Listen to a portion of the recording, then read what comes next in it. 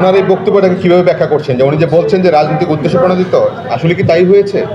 অবশ্যই না, কারণ আমাদের ট্রাইব্যুনালের বিচার এতই স্বচ্ছ হয়েছে যে আমরা চ্যালেঞ্জ দিয়েছি যে পৃথিবীর যে কোনো আদালতে এখানে যে মানের ডকুমেন্ট এবং এভিডেন্স দেওয়া হয়েছে সেটা যদি সেই সব আদালতে দেওয়া হয় সকল চ্যালেঞ্জ উতরিয়ে যাবে এবং এখানে যে রায় প্রদান করা হয়েছে, যে শাস্তি দেওয়া হয়েছে সেই শাস্তি ওখানেও দেওয়া হবে। এটা আমরা চ্যালেঞ্জ করেছি।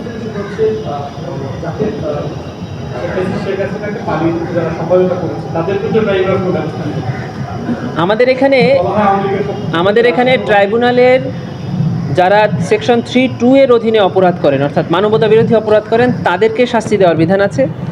আর একটা বিধান আছে যারা ট্রাইব্যুনালের প্রসিডিংসকে বাধাগ্রস্ত করেন, অর্থাৎ কন্টেম্পট অফ কোর্ট করেন। এই দুইটা কার্যক্রমের বাইরে আর কোনো ব্যাপারে ব্যবস্থা নেওয়ার সুযোগ এই ট্রাইব্যুনাল আইনে নাই। অর্থাৎ ওইটা আমাদের এখানে কন্টেম্পট অফ কোর্টের মধ্যে পড়বে।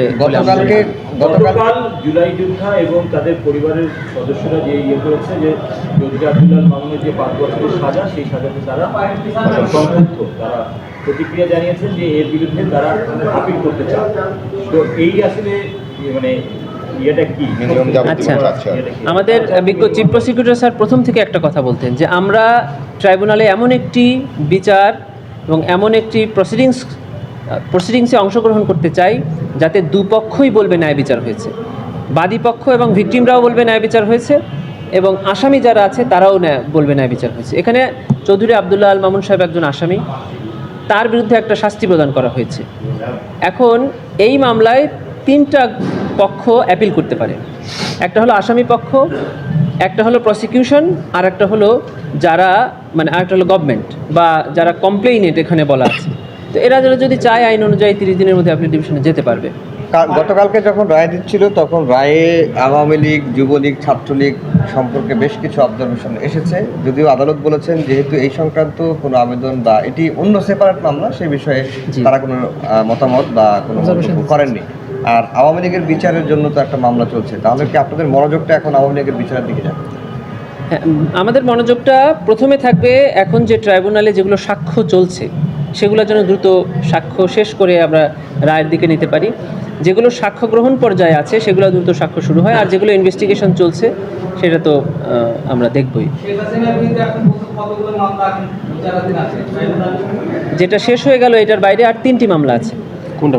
একটি হলো গত 15 বছর ডিজিএফআই এর যে বন্দিশালা অর্থাৎ জেআইসি, সেখানে যে গুম এবং নির্যাতন হয়েছে তার বিরুদ্ধে একটি মামলা।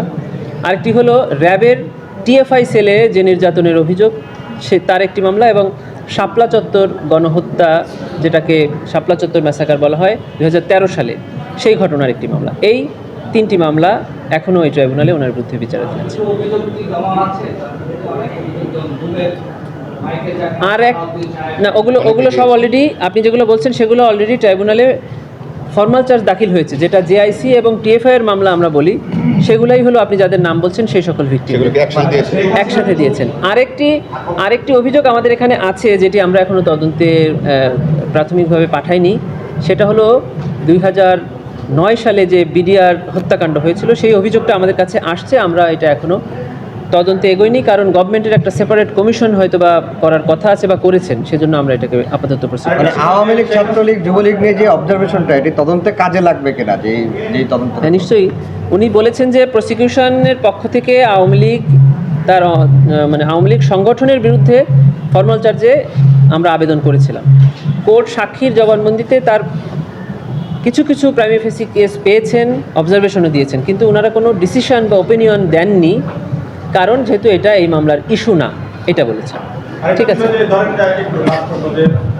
শেখ হাসিনা 30 দিনের মধ্যে যদি না আসে, ধরেন 3 মাস পরে যদি আসেন, সেই ক্ষেত্রে আপিলের বা নিয়মটা কি হবে? আচ্ছা, আমাদের দেশে ক্রিমিনাল জাস্টিস সিস্টেমে 2টি সিস্টেম। একটা হলো যে সকল আইনে অ্যাপিলের সময়সীমা বর্ণনা করা নাই, সেই সকল আইনের অ্যাপিলের সময়সীমাটা নির্ধারণ হয় তামাদি আইন অনুযায়ী। তামাদি আইন অনুযায়ী যে সকল অ্যাপিলের সময়সীমা নির্ধারণ হয়, সেখানে অ্যাপিলের টাইম পার হলেও তামাদি আইনের 5 ধারায় এই ডিলেটা কন্ডোনেশনের সুযোগ আছে।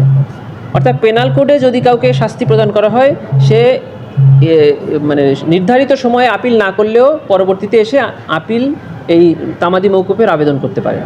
কিন্তু স্পেশাল লগুলোতে যেখানে তামাদির সময়টা ওই আইনের মধ্যেই বলা আছে অ্যাপিল ফাইলিংয়ের, এই পিরিয়ডটা পার হলে আর এই ডিলে কন্ডোনেশনের কোনো সুযোগ নাই। অর্থাৎ এই 30 দিন পার হয়ে গেলে এই 30 দিনের পরবর্তী যে অতিরিক্ত দিনগুলো সেগুলো ক্ষমা করার আবেদনেরই আর কোনো সুযোগ নেই। গভর্নমেন্ট এটি তখন কার্যকর করবে। মানে যা করার 30 দিনের মধ্যে করতে হবে শেখ হাসিনা কামাল। আইন অনুযায়ী তাই হবে। 30 দিন পার হয়ে গেলে তারা গ্রেফতার হলে রায় কার্যকর কিন্তু করবে। তারা যদি এপিল করে, আপিল বিভাগকে সুযোগ নাই, তারা ইচ্ছে করলে এইটা হলো নিতে পারে। অ্যাপিলেট ডিভিশনের একটা অথরিটি আছে কমপ্লিট জাস্টিস করা, আইনে নাই কিন্তু ওনারা কমপ্লিট 104 জাস্টিসের জন্য এটা করলেও করতে পারেন। কিন্তু আইনে পরিষ্কার করা আছে যে যদি কোনো স্পেশাল লয়ে অ্যাপিলের সময়সীমা নির্ধারণ করা থাকে, ওইটা পার হয়ে গেলে আর এই সময় মৌকুফ করা হবে। 104 ইচ্ছা করলে নিতেও পারে। কমপ্লিট জাস্টিস সেটা আলাদা।